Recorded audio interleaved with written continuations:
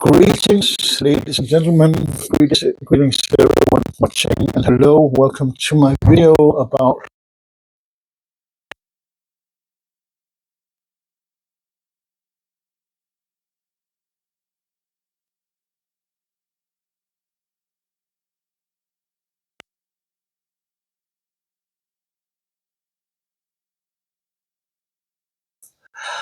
um, today. I contacted you, what's his name, Alexander, something I can't recall. Um,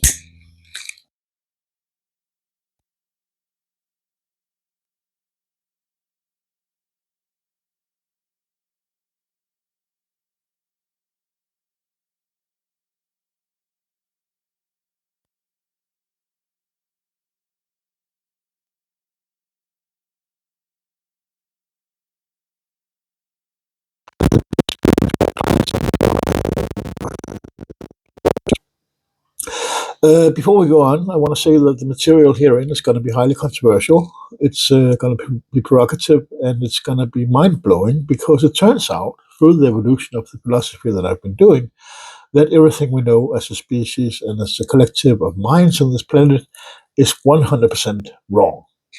This is based on sustainability and degeneration, to which we have anchored nothing but as the cancer we are, and therefore we are in deep fucking shit as a species as a whole, and all of the life on the planet as well. So, therefore, we got to regroup. I have the solutions to do that. I also have the answers on why and how. And that's what these videos is about. So, starting from the primordial soup, one thing we got to establish is that every member of the planet species right now, and every member of minds, even down to bacteria, has the same ancestor. I don't know personally, because I haven't done the math on this or the inquiry about this, because it hasn't been relevant because we're here. But there are two options. Either life formed slowly, like molecular structures binding together until suddenly one day there was life, and this became the ancestor of all of us, or it was more dramatic, that you have a lightning fire striking through the air into the water and the mud and the soils that then out of nowhere created a magical creature becoming our first ancestor, which is possible because the first 2, 3 billion, 4 billion years of the life of the planet's life, there was nothing but water, soils, and earthquakes, volcanoes, and storms with lots of lightning in them. So for 2, 3, 4 billion years since Earth formed and had surface that wasn't exactly boiling, um, there was nothing but water and storms of life. And since these storms were highly dramatical, in that Earth were closer to the sun back then, would spiral outwards. The the sun, the Earth has had a massive array of lightning that could have formed this primus optimus patris totalis, the first optimal to total father of all things living, or matris, mother, if you please. But from there, 1.8 billion years ago, since that first forefather or foremother, um, we happened. So that happened we happened over the course from the first life of the planet 1.5, 1.8 billion years ago. Uh, Now, a lot of things has happened. The first 500 million years was nothing but algae, the primordial soup. We were just, our first ancestors were simply minds walking on drinking water as we must have, getting energy from the sun and eating shit, eating corpses. And that's the backbone of our being.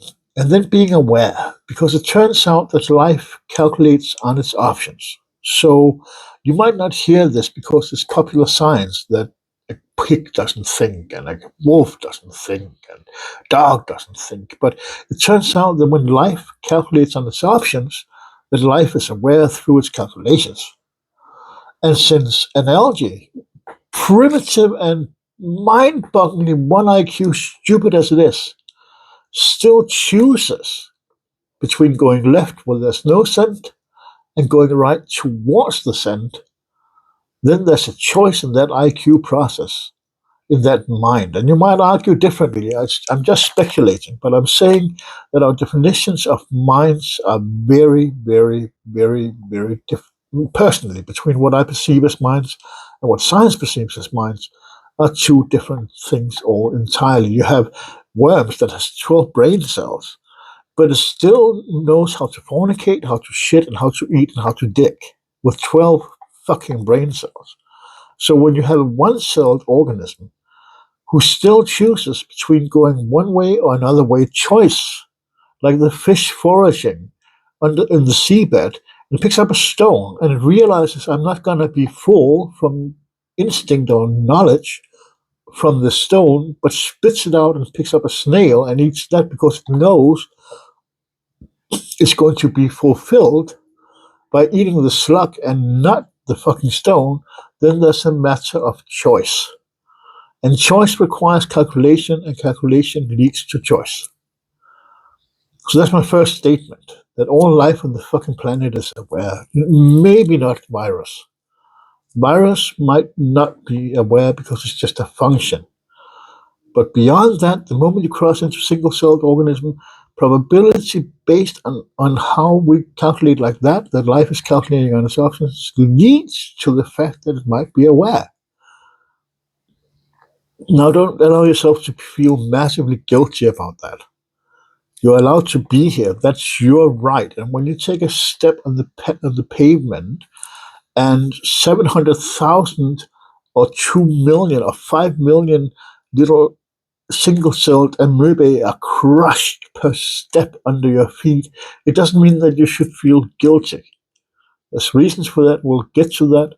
But you are allowed to be here because that's your right. You shouldn't abuse your right. You shouldn't kill for anything that doesn't make you gratified per calculation and established later. But don't go all hysterical, okay? Life is too short for that. Thank you. So okay, so we have the primordial soup. We have the first origin of life, and we have the 500 million years of algae. Then, about 500 a billion years ago, something happened, and a lot of species spawned. And then 500 million years ago, it went completely haywire. 280 million years ago, we had the Mesosonian age, where everything turned fucking rotten, and everything larger than a chicken died on the surface because of methane or some shit like that. I'm not sure what happened.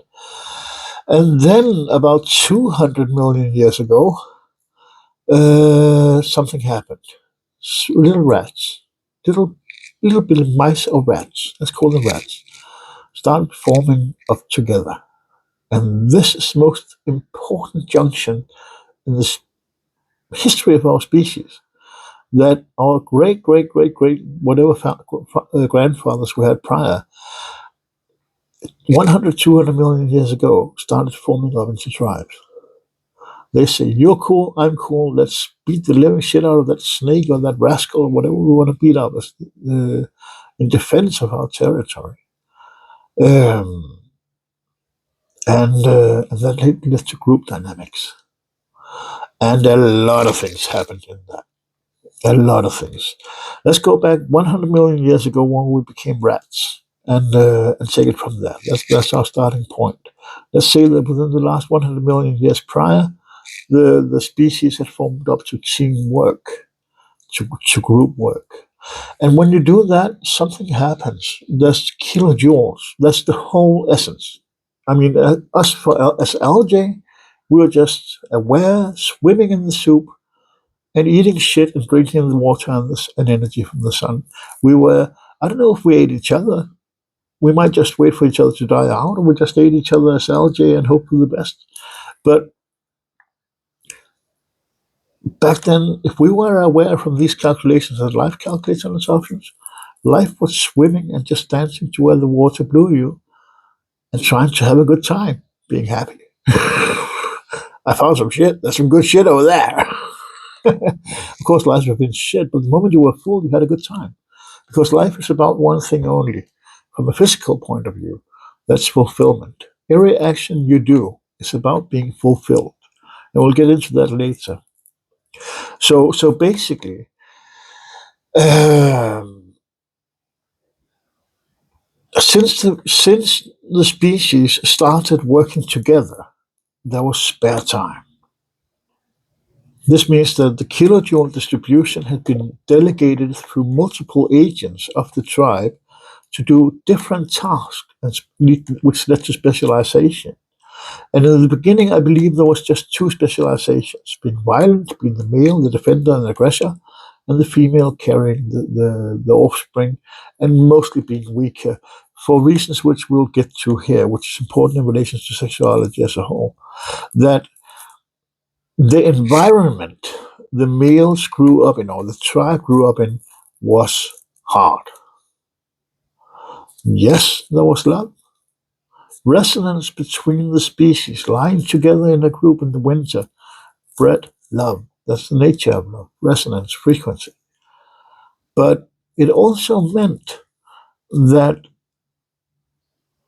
the males had to discharge their excess violence, and there would be a lot of it. Discharge the excess violence on towards the female. And there's a reason for that, because the environment the males and the tribe grew up in was not just a dynamic environment of contradicting interests, it was also their eat, forage, or be eaten. And there were predators, there were enemies. Nature's like that. We've got to be sharp always. So these little rats, they had this problem that became a solution, that became our nature, that became our way of life, that violence had to be in the language. And when you look at it, the whole aspect of nature is love is violence wins for love. Love is violence wins for love. Because that's a deep one. We'll get to that. I'll dig into that later. But the point is, everything in nature is about fulfillment, which leads to gratitude. So everything is about being grateful through fulfillment. From a spiritual, calculating point of view, everything you do is leading to gratitude. Everything is a hunt for fulfillment, for gratitude. And that applies to the rats too. They liked to be grateful. They like to have a full tummy and lie together and cuddle because that feels fucking great. But the environment they lived in required the males to be excessively violent, aware, paranoid, angst, jumpy, full of testosterone and stress all the time in order to protect themselves, their food, forest food, the offspring, and their females, who tended to the offspring when the males were out hunting or defending. So basically, because there was snakes, because there was cat-like beings, and because there was contradicting interests to their own interests, in that someone wanted to eat members of the tribe, the members of the tribe 100 million years ago had to be prepared. And that meant that even when they slept, they had to be violent. They had to be sound. Okay, what's going on? And rest was a very, very, very, very rare luxury. They had it, but they didn't have it for long because it meant being unaware in an environment where everything wanted to eat you. And this environment didn't change. It didn't change up till 25,000 years ago. So basically, for the whole of our duration, we've had to be afraid of the saber tiger, the cat, the snake. Always the male had to be, in short terms, brutal. He had to be the most violent, brutal motherfucker in the world in order to make sure that his offspring, his females, and his tribe, and his leaders, and his subjugates, whomever he was, survived.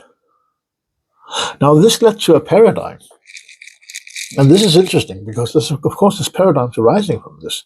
It means that when the foresters lived under the ground in their little caves, they had storage nuts and whatever berries, whatever shit they could put in their apples, whatever they threw in their corn, whatever they threw in there so they could live in spite of the circumstances of the weather or seasons changing. They lived there and they had their food, and sometimes a snake would arrive. And that's, I don't know if you remember Rika Tikatavi, but I think these aspects of self-defense through team orientation has been predominant in nature a long while, maybe even back to ours. And the whole thing, I don't know if Rika Tikatavi actually did that. I gotta be absolutely blunt. I saw this thing with the little what are they? Weasels, and there's a snake coming, and once the snake is just prepared to aggress, one of them doesn't move, so the snake is forced to change his focus and regroup, and then it was just about to strike. One guy does it over here. So in the end, the snake just gets bored and go home, and no one can see it. And it's pretty fucking smart. And I don't know how long they've been able to do that, our ancestors. But these guys did it, and we might have done this too. So, in short, there was tons of enemies we had to be aware of all the time. Then, 65 million years ago, Mexico happened. A giant rock the size of a fuck ton hammers into the world, and all things that's greater than a fucking rat fucking dies out. There's no food. There's nothing to eat but corpses. It's just that it's a bad day in hell for a long while. There's snow and everything is shit. But these guys, our ancestors, they continued to live underground, so they were pretty safe. They made it, and then things starts to happen because with foraging and with the excess violence, then the female has got to be able to receive this violence. And that's where it becomes interesting, because these females, they are suddenly forced to, and I don't know how deep I can go here in my resonance, because, or my thinking here, because I speculate that there's two types of sex in nature: rape, and there's breeding time. To get into lust for the horses, she goes into lust. The male horse arrives, and they fucking the horse, right? But uh, but the male in this tribe we're in, he is nothing but violence, and violence is its own nature. It's bloodlust. It's killing for the love of killing. And he must be prepared to do that because he can't cuddle his way out of the way with a snake. And the snake wants to eat his kids and his wife, or his mates and his offspring. So he's gotta be prepared to off that fucking snake, along with the rest of his teammates. So basically, he's built for so much violence that the question is the female built to be raped already at that time?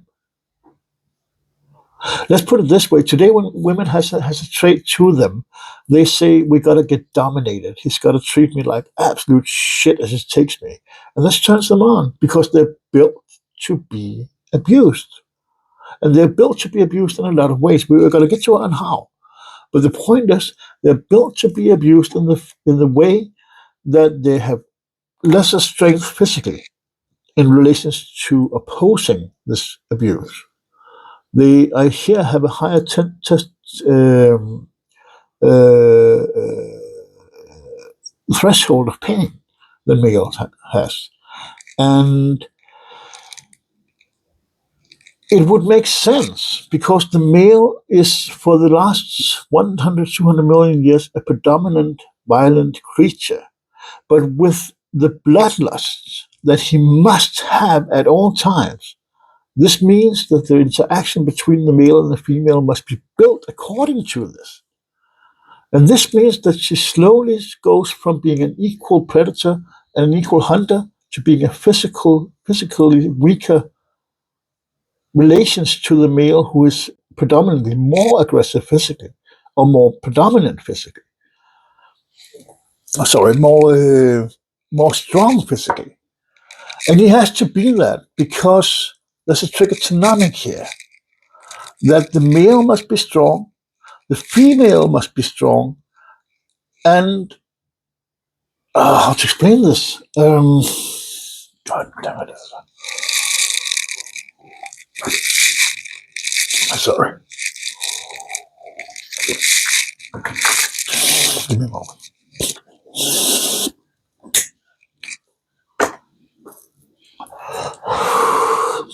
It goes on in a spiral through time. The males has to be strong, the females has to be weak, and over time this becomes a pattern where the males, because of their predominant need for being violent, simply gets supported by the weaker stature of the female in favor of distributing his violence that's excess when he's not hunting or defending in the tribe towards the female because he has to be violent. And because this leads to success, that the male continuously is violent and that he can discharge because he's violent on the female gets built not just to receive this violence by being physically weaker in order to be unable to defend from this violence, which would lead to the fact that they and that's the key, right? There's a missing key here, because the males are physically strong, the females are physically weak, and he discharges on her. But the thing is, they can't go back. Tomorrow comes, it was yesterday, everything that led to this, and tomorrow has to arrive because it's going to. So basically, these guys, they discharge on the female, and she gets built not just to receive this violence physically, but also to enjoy it, which is what men today mean by us being dominant in bed. We have to be dominant, and the more dominant you are, and there's a difference between there's men who doesn't have a clue, and there's men who does, luckily. But the thing is, uh, she's built to be recipient of the violence, and because everything in life is about those things that you learn from pain or hate pain, that leads to yearn of changing the situation, that becomes a hunt, that becomes victory through evil, that becomes fulfillment, that becomes gratitude. Then these guys, they shit.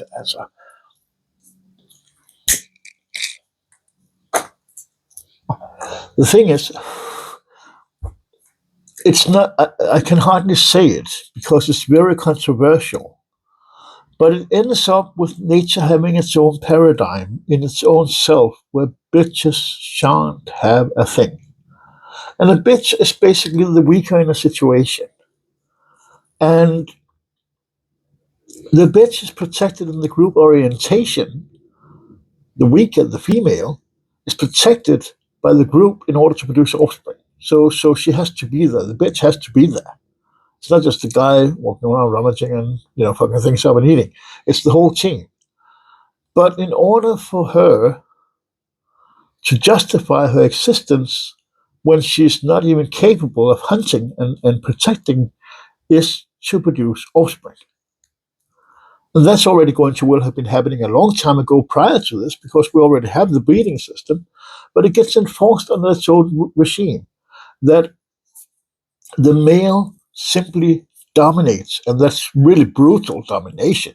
It's like you put the later in our history, you put the leaf wrong on my toast, I'll fuck you up, smack. And the thing is, this has been going on for such a long while that the female must enjoy it, because the whole of the relation between our society, ourselves, our culture, our nature, and the world we live in is that everything must be gratifying to a degree where it makes it more gratifying to be here than to suicide otherwise we would have.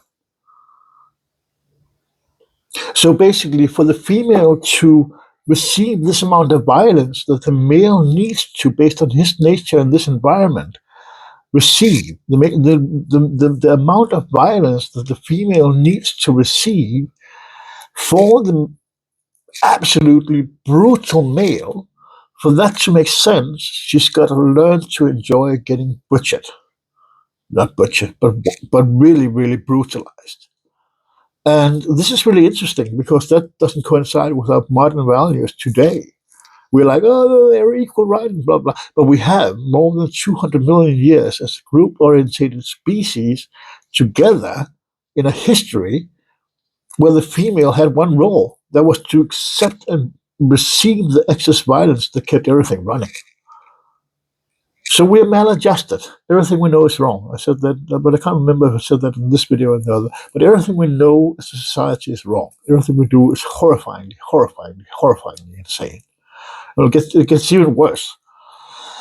Because the point is that once the male starts brutalizing his female, and he's better at it by default, because nature builds them like that, because she has to stay home and tend to the offspring who can't do anything but receiving protection as a beta defense.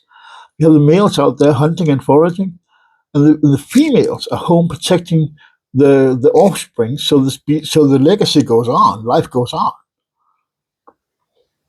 But she has to receive this violence because she's full of it. There's nowhere to go with it. Once he's nipped off an enemy, he's still violent.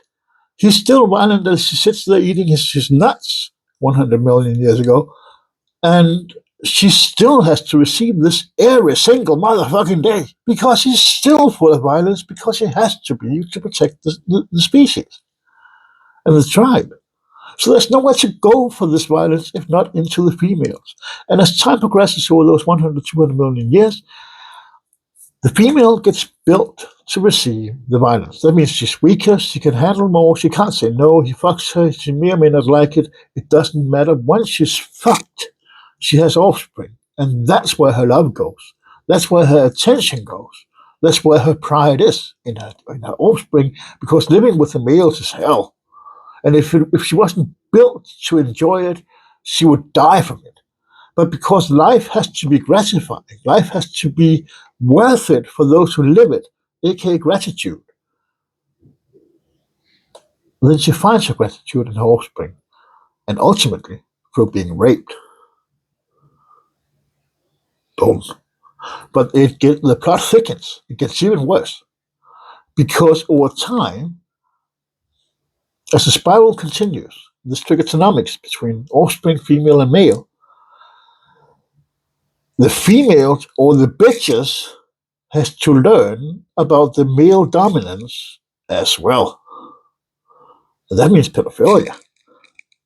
That means that the whole tribe is suddenly built to fuck the children up the ass.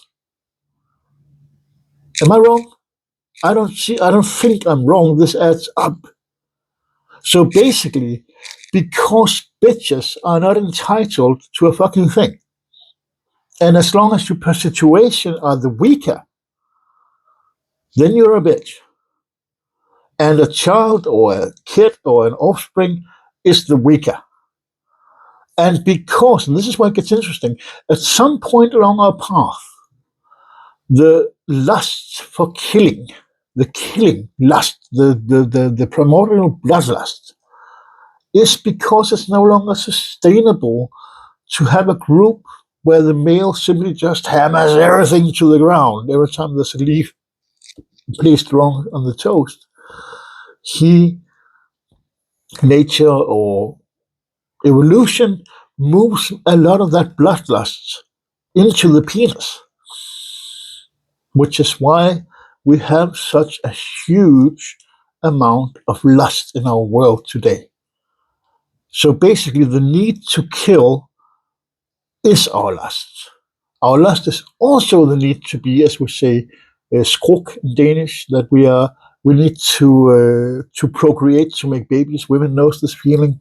I need to make babies, and a woman who does not, we can't argue. She just wants to make babies. She may or may not do that, but that's her need.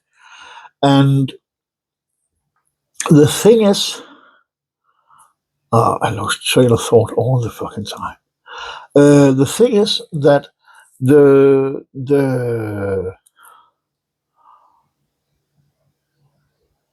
the females, by definition and by default, are a bitch because she's weaker physically. So she's always going to lose in the game of violence. But so is the kid. So are the victims. But all the way through this, the bloodlust, that was where I was. The bloodlust moves from sociocultural relations, from being a persistent state of violence into the sexuality mostly. So basically, when we masturbate, when we have sex, the feeling we get is to kill. We pierce her with our spear. And spider fangs, imagine what makes a spider tick. It sits there 3, 4, 7 days without eating. It is a built killer. And once it catches that fly, it's not just fulfillment for eating. It's the highest pleasure of taking that fly, crushing it, and having it totally in the power of the web of the spider, and engulfing it in web, choking it as you listen to the screams of the fly. And then injecting your acid. It screams and twinkles, and it knows it. And it's just pure pleasure. And as it dies, it dissolves. It's that goo you're going to drink. Every single moment of those days was worth it. Can you follow that trail of thought in all your compassion? And that's how sick you are. Love is violence when it's for love. Everywhere in nature, the whole aspect of our gratitude is bound up upon us being grateful and violent. And that's because the weak must not procreate. And that's the greatest problem. That's the greatest catastrophe we are facing right now in our society, globally. Degeneration. That it can't be a pity in nature is the whole core of any law, that is the core of all operatives of all societies. It can't be a pity in nature. I don't know if you see the pattern here, but we are fucked. Every day, a skank bitch, ugly motherfucking fatso with a face you don't want to look at, is scored when she is between when they were 16 and 25 for a one night stand having a degenerate bastard who can't be loved, who 20 years later has a degenerate bastard, who can't be loved, who has opinions and who affects its environment, and who above all eats someone, which we just concluded earlier, thinks on its opportunities and calculates on its options, who wants to be there, who's completely defenseless, while the shitlord fuckhead degenerate bastard eats corpses of those who wanted to live. And this story goes on perpetually over and over again. And there's no stopping it because it can't be a pity in nature for the law. Get it? Do you need time? See it again. See this movie again. The point is that we are facing degeneration with a speed and a rapid force which we cannot at all cope with or get over as a society. I'm not talking about eugenics, I think it's called, when you have someone you just slaughter them. You're too ugly to be here. I'm talking about optimizing society. And that can only be done with the Rosa Consigliere personal invention. But I'll talk about that later in this movie. But right now it's important to understand that because the males for the last 100, 200 million years has been nothing but violence, then the females has been reduced in physical relations in order to receive this violence and enjoy it, making them grateful, which is what good sex is. That you simply treat her with the highest disregard. You treat her with the opinion, with the relation that she's a fuck toy for your orgasm, and she says she's a furniture. She's there to provide your orgasm. And if the furniture moves in a way you don't like it, you beat it down until the furniture behaves in a way where you get your orgasm. That's pretty much it. And that's not what we're taught. With the relations between Christianity and Kant, who said that you should have any action related to or considered an upheld law, that basically, what if it was yourself, which is one of the cornerstones in education in the society? You beat up this guy, but what if it was yourself? Instead of saying, good work, the motherfucker obviously had it coming, says you did it. Glad it's not you this time, huh? And that's because all we do are being sick. We are so fucking horrifyingly sick, you cannot imagine it. Because we think that life has to be just and fair, while it in fact has to be one word only: gratified. But being gratified as a person and a society can only happen once we're met in our nature. And we're not meeting anyone in our nature. We're meeting an ideal about Jesus Christ and Kant, who says that everyone has an equal right, that it's about compassion, most insane feeling at all, that I should love my neighbor. Can you see the whole of our nature? Can you see the pattern that we are absolutely insane? That we should love our neighbor, whom we're defenseless against under the law, if it tries to score your ding that you love. We are completely lost. And we rely, as men, as creatures of violence, we rely on our violence being handled by a state who doesn't give a fuck in order for us to produce more money for those who have so many that they can't use anymore and who never calculated on what's the meaning of life. So everything is a shitlord bastard hole where we're all trying to get by under the criteria that we should love each other when it's all about being evil. And don't get me wrong, there's a story to being evil which is very different than what you perceive, because evil and victory are linguistically spoken the exact same thing. Conclusion of a situation in elevation, in hierarchy, is evil and is victory. So evil, which we frown on as a negative, which is the whole tool to achieve victory, is victory and evil. Conclusion of a situation in elevation, in hierarchy, is evil and is victory. So again, another part of our cultural heritage where we are absolutely thoroughly nuked in our perceptions because we are told that being evil is a negative. But you can't win a damn thing without being evil because it's the same thing. And you can't achieve your fulfillment without being victorious. So you can't be grateful without being evil. And gratitude, it turns out, is the meaning of life. But there's a element, there's a hierarchy you have to go through before you're evil enough, or rather wise enough, to make evil and victory your personal gratification. When we look at the law, then we look at that it can't be a pity for this and that group. It can be for the rich who has too much money for them to not being able to invest in trickle-down economics, which they're absolutely right about, but the principle is shit, not wine. It can't be a pity for the rich being taxed, or it can't be a pity for the poor being unable to score their own money.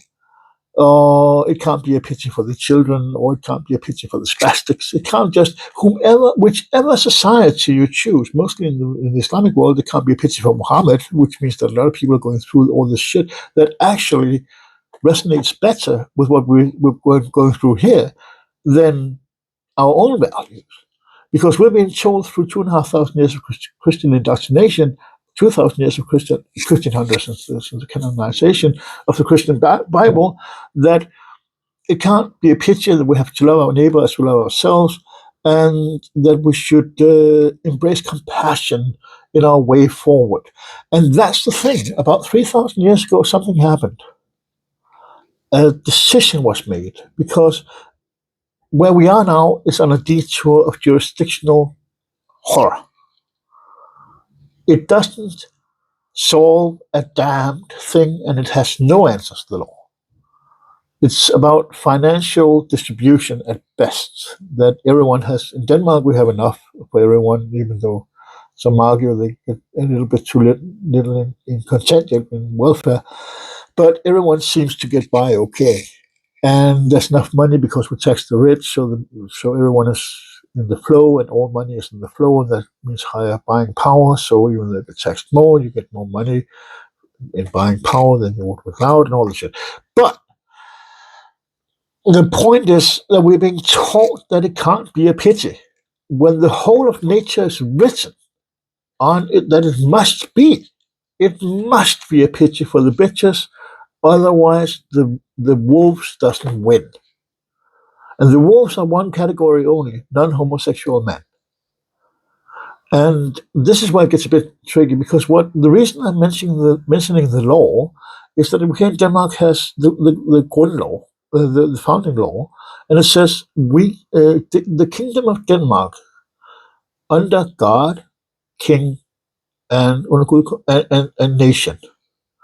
And that's interesting, because the first thing Denmark subjugates itself to, which luckily has happened and is luckily written in there, is God. But what is God? We don't really have an idea about God in any other way in society than through the Bible. And he argues about slaves, which I totally agree to.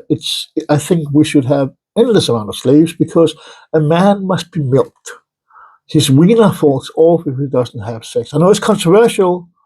As I said, everything you know is wrong. I can argue for this. So basically, if it has to be a pity for things to thrive, so those who are able to handle it being a pity, the men, can thrive, then we gotta have slaves. We gotta have someone to fuck in the ass when the wife doesn't want to, because we've earned it. And this is why it gets interesting, because if there's an evolution in our species, in our physical state, then we got to look at, as we acknowledge through the law, the spiritual compound of our existence. In Denmark, it says, the kingdom of Denmark under God, king and nation. But God, we acknowledge in the first entity that we subjugate our nation to is God, jurisdictionally. So we have had, regardless of our secular times, in these areas where we want to measure and weigh everything in order to agree on what they are, have acknowledged God and the spiritual compound of existence as being part of our existence. And once you look at that, you have a huge array of understandings and non-understandings together. One of them is that there's an afterlife. And that coincides exactly with the God, because everyone speaks about you going to heaven, so you die, you go to heaven. I know you go to hell, which for some reason is about being a nice guy. Who the fuck gave you the idea that it's about being a nice guy, when evil and victory is the same thing? It's about being a winner. Regardless of whom you are, you got to win your world and be strong enough through the courage to be a winner, to enter post-mortem with all the honor of your life. The life that waits you post-mortem in order to go to a new body, which is a statement, yes, but there has never ever been one single proof against reincarnation. Not one. There has never ever been a proof against reincarnation. I would like to see this. And I would also like to see, wait a minute, the argument that because there's a Christian God, and the irony is here, this is where it gets bloody, right? I'm a Christian man as a spiritualist medium, conveying and talking to and listening to and hearing Jesus on a lot of aspects of my life, praying like a Muslim, arguing for reincarnation, and saying that the Bible is wrong because it doesn't lead to our gratitude. It leads to indoctrination, which was essentially needed at the time when it was written, because you had the Romans who wanted to control people, you had a lot of religions placed together, and everyone agreed that it was better to have peace and be nice to one another than fucking each other's faces up with whatever they could. Because that led to more kilojoule distribution, more gratitude that people were alive, and those were the underlying powers of society. There's been a lot of other factors, but the indoctrination and the orientation that the church took everything and put it into a giant sausage. This is the allowed compound. That the opinions of the church were to do well about compassion. Yeah, there's been a lot of interpretations, but in the end, it didn't say that we have to be grateful. So it was wrong, but it didn't rely on the law, which relied on the Romans and all this jurisdictional nonsense that didn't have the calculations that I'm presenting to you either. That it's about being grateful, but you can't be grateful unless you're met in your nature. So you have to find out what your nature is, and we know from this deduction that females has no right. A bitch has no right. And this is hard shit. I told you, you don't know shit, and it's all fucking insane because we are so degenerate. After 6,000 years with markets where every violent man has been subjugated to the law, where all the great animals has been killed by the man, so there's nothing left to be afraid of but other men, whom are all subjugated, so there's no violence left, which the females needs for their need, because they need us to be violent, which we no longer are. Okay? So basically, the whole thing of our society is that we are degenerate. We eat and fuck and procreate, but we don't do it upholding the laws of nature that the weak and the bitch must die. We do it because we're so many that we have broken all the rules and now are completely lost between a nature that is surrounding us, a culture that's misunderstanding us, and an inner nature that has no resonance with the two prior. So we're lost, and everyone motherfucking feels it. 1,000 schizophrenic TV priests speaks to you about anything but this on TV like a motherfucker. But they never tell you anything about what goes on inside of you. Everything about what goes on around you. Yeah, they know everything about that. But they never say, here, human, here's how you live. Because they're not interested in it. And because they don't have the fucking idea on what it would resolve if they did. Because they never did the calculations I did. And because it's a horrifying thing. It's a horrifying thing saying that society must be ruled by the wolves and not the sheep. But it must be. It must be led by the murderers, the pedophiles, the rapists, the killers, and everything we frown on and lug up today are those who are entitled by nature to lead us. Because love is, violence wins for love. So everything we fucking know is completely fucking insane.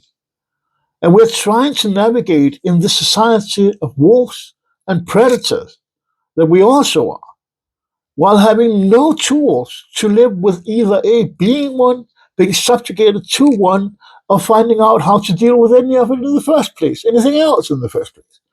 We have no tools.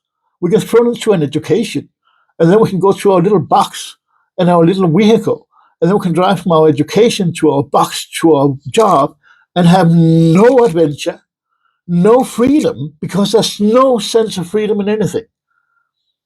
There is no sense of freedom in any fucking thing. We've lost all to the law.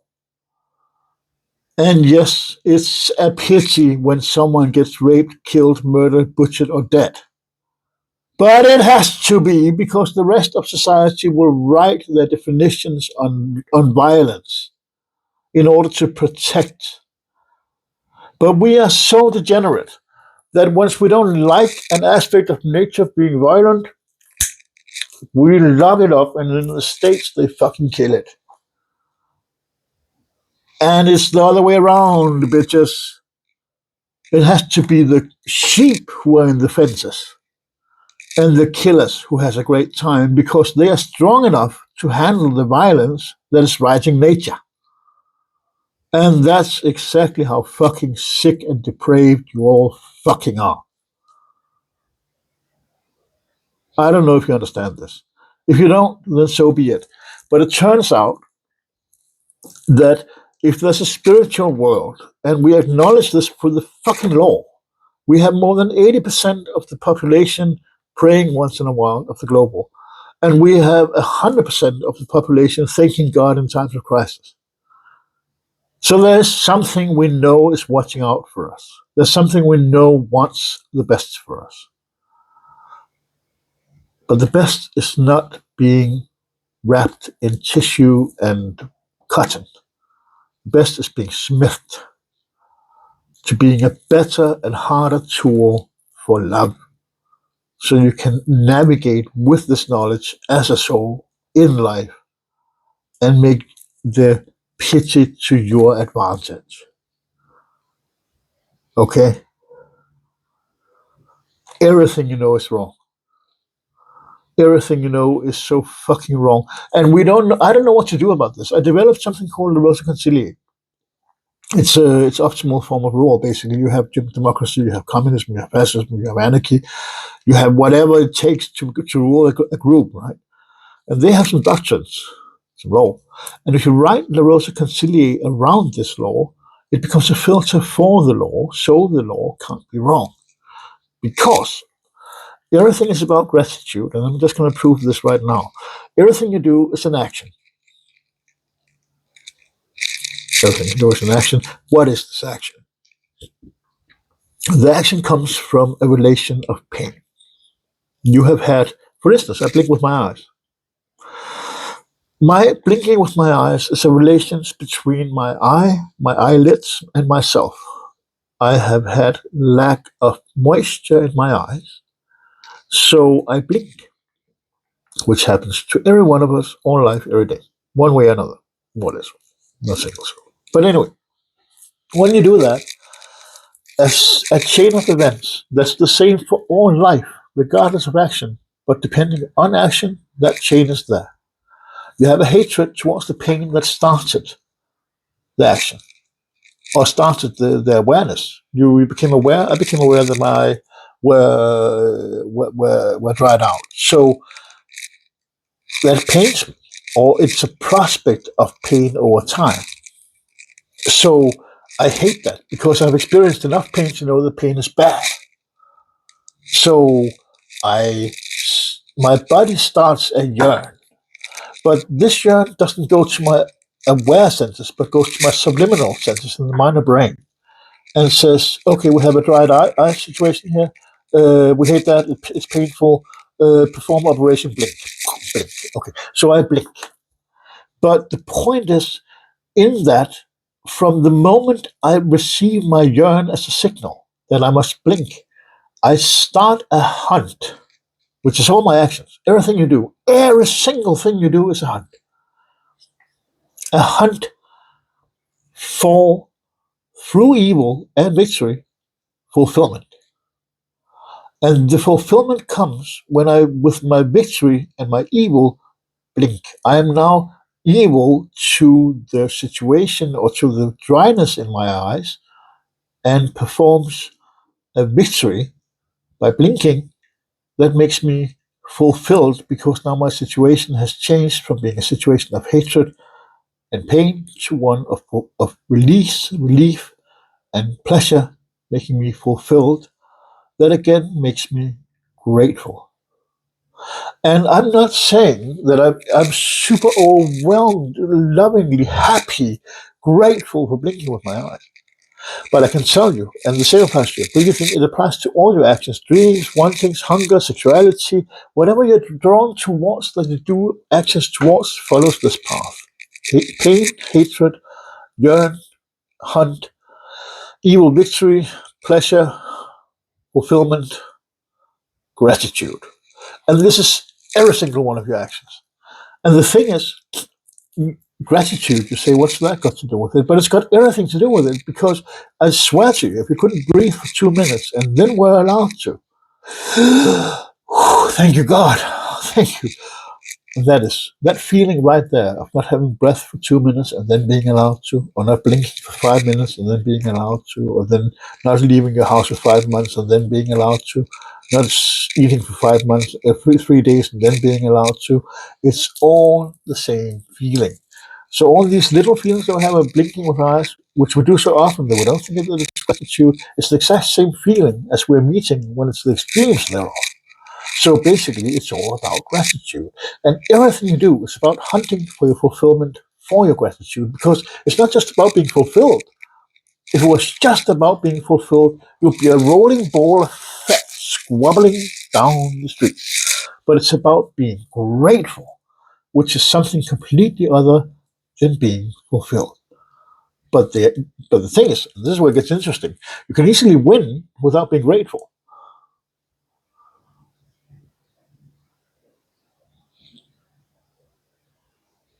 But you can't be grateful without having won. So every time you win something, you either become grateful or you haven't won. And that's interesting. So basically, love decides everything for you, because your whole agenda is to be grateful. But you can't be grateful without having won. Even though you sometimes might try to win and realize that wasn't the gratitude you sought because it didn't make you grateful. So basically, in lieu of that, we have one element to us, and that is to secure that we become as grateful on our own legs as we can before we die. And that means meeting ourselves and our peers in their nature. And here's something I can't prove. It's an idea. But I guess that we have all had incarnations past our current life and will have after. And if that's so in the realm of God that we acknowledge through the law, there's got to be a system that we can deduct based on what there is. And remember again that the system is the same for all of us. There's one universe. The rules for you, for me, for everyone else are exactly the same universally, omnipotently, always for all life. So we can deduct, we can reverse engineer. And what would make me grateful was to be eternally a victorious God. And I think that applies to all of us.